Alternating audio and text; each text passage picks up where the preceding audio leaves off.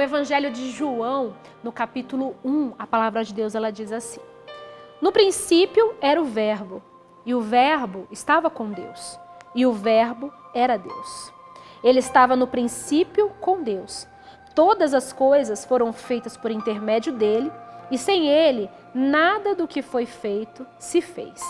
A vida estava nele, e a vida era a luz dos homens. Aqui quando fala o verbo, aqui quando fala justamente do verbo, não, no princípio era o verbo. O verbo estava com Deus e o verbo era Deus. Aqui quando fala do verbo, está falando do Senhor Jesus, porque o próprio título fala a encarnação do verbo. A encarnação do próprio Deus em forma humana, para que pudesse mostrar como agir em situações que não têm mais saída. Mas como assim, pastora? Que situação que não tinha mais saída? Exatamente a humanidade. A humanidade estava de uma forma que Deus olhava para eles e não via como livrá-los, como livrar aquelas criaturas que ele tinha feito com tanto amor e tinha dado livre-arbítrio. É uma das coisas mais importantes que podemos ver na palavra, que Deus ele deu o livre-arbítrio. E esse livre-arbítrio, o homem nem sempre fez as melhores escolhas. Nem sempre o homem soube aproveitar essa liberdade que Deus ofereceu àquelas criaturas que ele tinha criado, aqueles que ele tinha criado à sua imagem e semelhança, para adorá-lo, para servi-lo, para buscá-lo, para estar com ele. E ele viu que aquele livre-arbítrio não tinha sido usado da melhor forma. Haviam se perdido, se corrompido, haviam se tornado avarentos, egoístas, jactanciosos, haviam se tornado ali pessoas invejosas, pessoas maldosas, cheias de uma maldade que até mesmo o anjo que se decaiu do céu teve o livre-arbítrio também de se voltar contra Deus, não? Porque o diabo nada mais era do que um anjo de luz e que não quis mais se submeter ali às leis de Deus e se revoltou e veio para a terra. Foi expulso dos céus e veio para a terra. Olhe para isso, olhe para essa situação e pense comigo. Você acredita mesmo que Deus, o Todo-Poderoso, o Deus Supremo, ele não teria como exterminar o diabo ali mesmo? Acabar com ele naquele momento? Ele teria. Se ele quisesse, ele não teria expulsado, ele teria apenas já exterminado. Mas não, ele quis sempre e respeitou sempre a questão do livre-arbítrio. Da mesma forma o homem. Deus ele poderia sim ter colocado no coração do homem que ele nunca se corrompesse. Mas não, ele sempre deixou o homem com total liberdade de adorá-lo e de servi-lo se quisesse. Se realmente fosse da vontade do homem. Só um ser tão grandioso como o nosso Deus poderia ter atitudes assim, como essas todas que ele sempre nos demonstrou.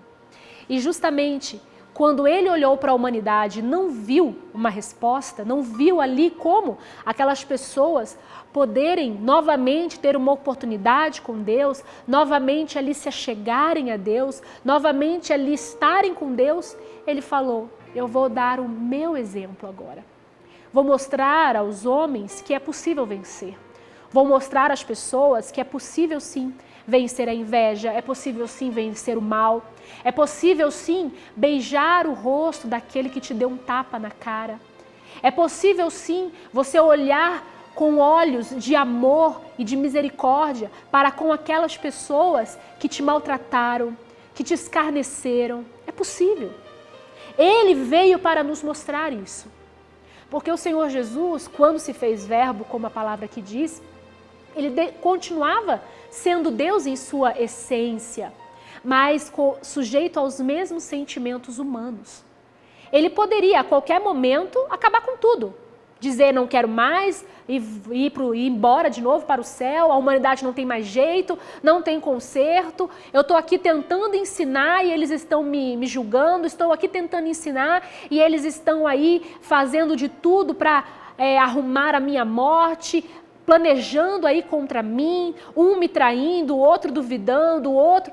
Deus ele, na forma de Jesus, poderia sim ter desistido do ser humano ali e em tantos momentos, mas ele nunca desistiu. Nosso Senhor Jesus, Ele nunca desistiu de nos resgatar. E de uma maneira tão fácil, às vezes você desiste de servi-lo, você desiste de segui-lo, de fazer aquilo que Ele nos ensinou. Ele veio a essa terra, Ele se colocou em forma humana para mostrar que é possível, para mostrar que eu e você podemos vencer esses sentimentos ruins, sentimentos humanos, o qual somos todos os momentos ali sugeridos. Não? O diabo, ele sugere. O diabo, ele trabalha na mente das pessoas. Nós somos seres humanos neutros. Todos nascemos de uma forma neutra. E conforme vamos alimentando a nossa alma, o nosso espiritual, é o que a nossa balança vai pesando de um lado ou de outro. Ou vai pesando para o bem, ou vai pesando para o mal. Ninguém nasce criminoso, ninguém nasce assassino, ninguém nasce mentiroso, ninguém nasce adúltero, ninguém nasce com defeitos. Todos nós nascemos neutros. Mas Deus, na sua infinita bondade e sabedoria, Ele nos dá o livre-arbítrio. Qual caminho queremos seguir? Ele nos mostra o que você quer, o que você deseja, o que você quer ser. Você quer servir a Deus, real e de fato, de verdade? Você quer agradá-lo, amá-lo, estar aos pés dele? Ou você prefere dar ouvidos às sugestões que o diabo te dá o tempo todo? Porque o mal, o diabo, quando foi expulso ali do céu, ele veio para a terra e ele já está condenado. Mas o quanto mais pessoas ele puder arrancar do reino de Deus, ele vai fazer. Assim como um dia quando ele viu Jó, e ele já chegou até Deus, e depois de passear pela terra, chegou ali, e Deus falou, viu o meu servo Jó? Deus, eu imagino, nesse momento dessa palavra de Jó, eu imagino o quanto Deus estava feliz de ver o como Jó era íntegro, reto, temente, se desviava do mal. Presta atenção, se desviava do mal. Ou seja, se ele sabia que naquilo ali não tinha a mão de Deus, que aquilo ali não estava certo, ele se desviava. Ele nem chegava a passar perto, ele já se desviava. E Deus ali alegre, olhando para Jó, e falou, viu meu servo Jó, como ele é? E o diabo falou para ele assim, sim, ele é dessa forma porque você dá tudo para ele. E Deus, tantas vezes, e mais uma vez, e outra vez, quis provar que não, que nós temos o livre-arbítrio. E aí ele permitiu ao diabo que tirasse tudo de Jó. Então Jó perdeu os filhos, Jó perdeu a riqueza, perdeu todos os bens, Jó perdeu a saúde, a paz, a tranquilidade. Ele perdeu absolutamente tudo. A única coisa que sobrou para ele foi a vida. Apenas estava vivo, apenas vivo. Porque vida, de fato, de verdade mesmo, ele já não tinha mais. Tamanhas dores que ele passava, tamanha ali a humilhação que ele estava enfrentando. E Jó, ele tinha o livre-arbítrio, como a própria esposa sugeriu. Sugestão do diabo. E quantas são as vezes que o diabo nos sugere, usando tantas pessoas?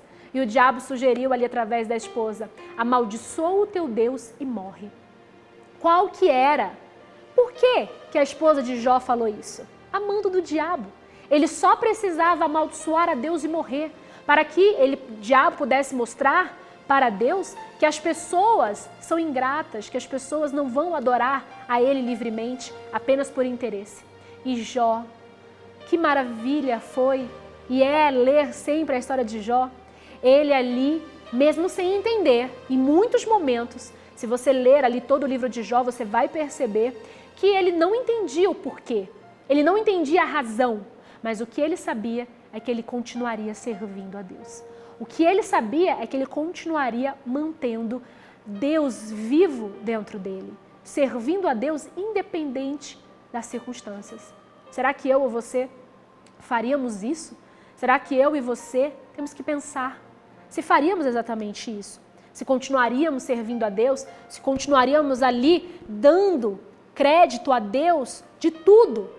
E esperando nele. Porque Jó estava fazendo tudo o que ele precisava fazer, que era esperar em Deus. Jó sabia que ele era reto, temente, se desviava do mal. Jó tinha essa consciência e ele sabia que Deus viria em favor dele. Tanto que lá no final do livro de Jó, ele fala, eu te conhecia apenas de ouvir falar, mas agora os meus olhos te veem. Foi isso que Jó disse para Deus em uma oração, quando Deus ali mudou a sorte dele. Porque justamente são quantas as experiências que eu e você iremos passar para ver que tem a mão de Deus na nossa vida? Quanto temos que ser gratos por tudo aquilo que Deus dá, e às vezes você se apega a coisas tão pequenas, tão desnecessárias, que te vão afastar de Deus, que vão apagar a sua alma, que vão enegrecer aí a sua alma. Porque justamente é o que diz aqui, na palavra de Deus, no versículo 5, onde estamos lendo. A luz resplandece nas trevas, e as trevas não prevaleceram contra ela. Ou seja, a vida é luz. A luz resplandece nas trevas. E as trevas não prevaleceram contra ela. Ou seja, o mal, as trevas, a maldição, aquilo que é ruim, nunca vai vencer o bem. Entenda, nunca.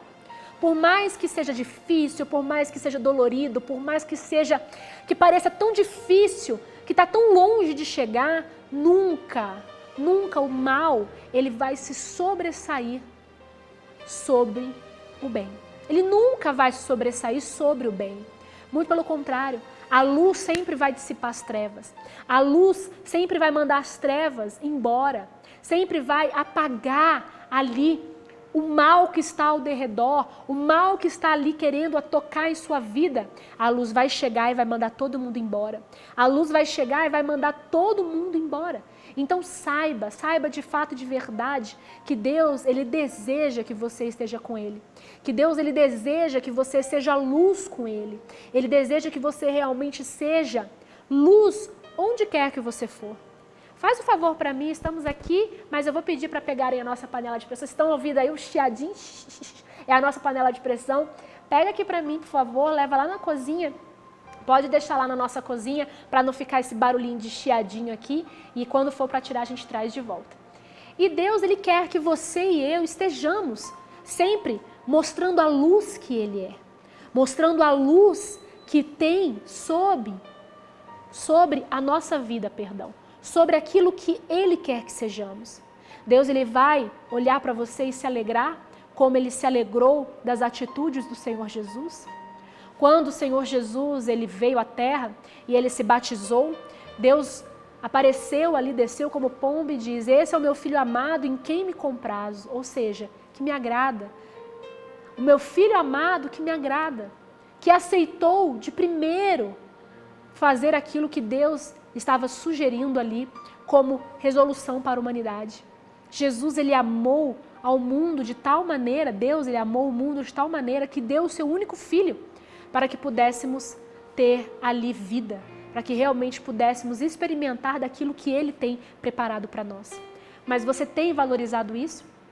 Você tem feito ter valido a pena todo o sacrifício do nosso Senhor Jesus? Você tem andado como Ele? Será que em alguns momentos que você precisa meditar e tomar as atitudes mais assertivas na sua vida, você tem tido realmente aí as atitudes mais assertivas? Você tem realmente aí procurado, em primeiro lugar, agradar a Deus e não agradar a você mesmo? Às vezes é tão complicado as pessoas entenderem que é tão simples. Às vezes é tão complicado as pessoas entenderem que a vida com Deus é simples. Ele só quer que venhamos agir como Ele agiria. Ele veio na Terra somente para um propósito, nos mostrar como é possível ser, como é possível amar. Mas às vezes você pode falar assim, não, mas eu não vou deixar me passarem a perna, não vou deixar me enganarem, eu não vou ser bobo e boba de ninguém. E Jesus? Fala para mim, como que Jesus agiu aqui na Terra? Ele ficou preocupado com o próprio eu dele? Ele ficou preocupado com o que as pessoas estavam falando dele? Ou ele deixou tudo acontecer como tinha que acontecer? Em diversos momentos que alguns discípulos já chegavam a ele e falavam, Jesus, está acontecendo isso, está acontecendo aquilo, está acontecendo aquilo. Ele falava assim, tudo faz parte do propósito. Tudo faz parte. Está tudo sob controle. Ele dizia, está tudo sob controle. Faz parte. Não tem por que se preocupar. E você? E eu? Agimos assim? Quando tudo parece que está ali, ó, virado de cabeça para baixo, nós agimos assim, dessa forma? É isso que falamos? Está tudo sob controle, Deus está no controle e a gente ali deixa tudo realmente, de fato, de verdade nas mãos dele? Quantas vezes você disse que deixou nas mãos de Deus a sua vida? Quantas vezes você disse que deixou nas mãos de Deus a vida dos seus filhos, do seu casamento, a sua vida financeira, a sua prosperidade, tudo aquilo que você sonha? Quantas vezes você disse que deixou, mas na hora de que algo aconteceu contra a sua vontade, você rapidamente pegou de volta porque você disse que não iria deixar te passarem para trás, que você não iria perder, que você não iria aceitar aquilo que estava acontecendo. E tudo isso só te afastou ainda mais dos planos de Deus para a sua vida. Enxergue de uma vez por todas que Deus, ele tem um plano para você. Só não vai poder cumprir esse plano se você se afastar dele, se você estiver longe dele, se você não agir como ele agiu, não amar como ele amou, não olhar para as pessoas da mesma forma que ele nos ensinou a olhar e a amar. Essa é a nossa palavra de hoje, muito abençoada por sinal, porque Deus, ele tem sim uma grande preocupação com as nossas vidas. Ele tem sim uma grande preocupação em sermos seus filhos. E ele jaz às portas, não? Deus, ele está na porta. Só não enxerga quem não está muito cego, quem é muito cego. Às vezes as pessoas se apegando a tantas coisas tão pequenas, sendo que o mundo está aí, ó, há pouco tempo de se acabar. Então, muito cuidado. Toma muito cuidado com aquilo que você planta, com aquilo que você deseja, com aquilo que principalmente você é. Porque não importa tudo que está ao seu redor, o que vai te salvar, o que vai garantir a tua salvação é aquilo que você é dentro do teu coração. É isso que vai te garantir a salvação no dia do nosso Senhor. Naquele dia, com letra maiúscula, que a palavra de Deus ela fala tanto. No dia do nosso Senhor, só vai importar realmente aquilo que você é, de fato e de verdade. Não aparentemente, não para as pessoas, não para o que os outros pensam ou se importam, mas aquilo que você é diretamente para Deus. Então, essa é a nossa palavra de hoje, esse é o nosso momento com Deus. E tenho certeza que Ele falou fortemente ao nosso coração.